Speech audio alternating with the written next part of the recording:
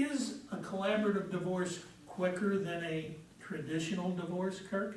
I mean, not necessarily. I mean, it can be theoretically. I mean, at the end of the day, I mean, to end a divorce, parties need to enter a comprehensive settlement on all the issues that are in their case. So they've got to agree to get divorced. They've got to agree on property and debt division, child custody if there's kids involved, child support, spousal support, payment of attorney fees. And that's hard for a lot of folks. If that was an easy thing for folks to work through in the divorce process, I think a lot of people wouldn't be getting divorced in the first place if they could work out those types of issues. So I think the collaborative process, in theory, people could reach a quick settlement. But I personally, I think the pros of it is the privacy aspect of it. You're not in a courthouse sitting on a bench where other folks theoretically can see in that courthouse. That to me would be something that I wouldn't want for myself or friend or family members. So I think you do it for the privacy reasons. I think you do it for the control aspect. You're not putting your case in the hands of a judge to make a determination in terms of what's going to happen with your life. And so just being able to be in a room and make decisions yourself, that's a reason to do it. Certainly some folks could be ultra agreeable and they could agree quicker than a case running through a court docket. I mean, you have backed up court systems, not enough judges to handle all the cases that are out there. If you're waiting on a trial date, I mean, it can take folks a year, I mean, minimum 6 months on a lot of cases to get a trial date, so it can take a while. So in theory, collaborative divorce could be quicker. On the other hand, it might be a situation where folks are negotiating for a long period of time in the collaborative divorce process to try to come to an agreement. So hard to come with black and white and say it's quicker. I think more of the reason to do it is the control aspect, the privacy aspect, and then I think lastly, if you're able to get along with your ex at the end of the process, that's a fantastic thing. You know, having litigated a lot of cases, you try a divorce case, it's hard to get along with your ex after that. So I mean, I think those are more the reasons. If you can get it done quicker, great. But I certainly wouldn't want to make a guarantee that it's quicker in and of itself.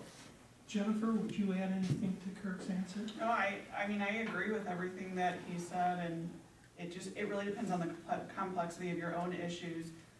But to me, you know, Yvonne pointed out that 90% of cases settle anyway, so I would rather be spending my time and my efforts on working on the settlement instead of wasting time in court filing motions or waiting for dockets to come around or waiting for your trial date.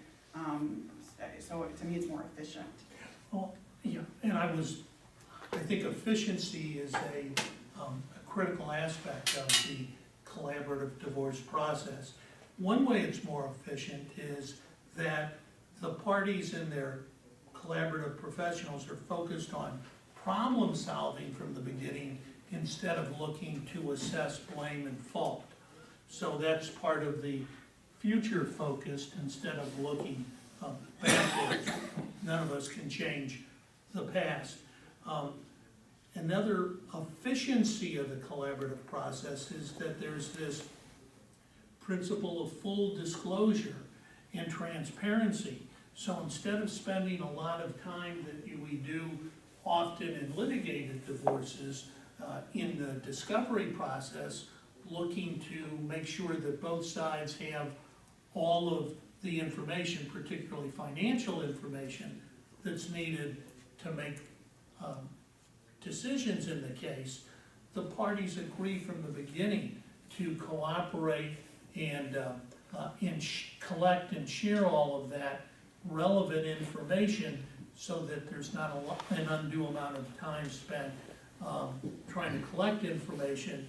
And then lastly, on the efficiency piece, goes to controlling the process.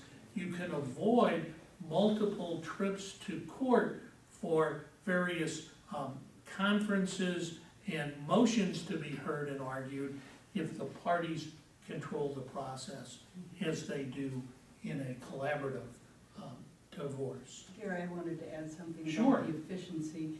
This is also an organized process.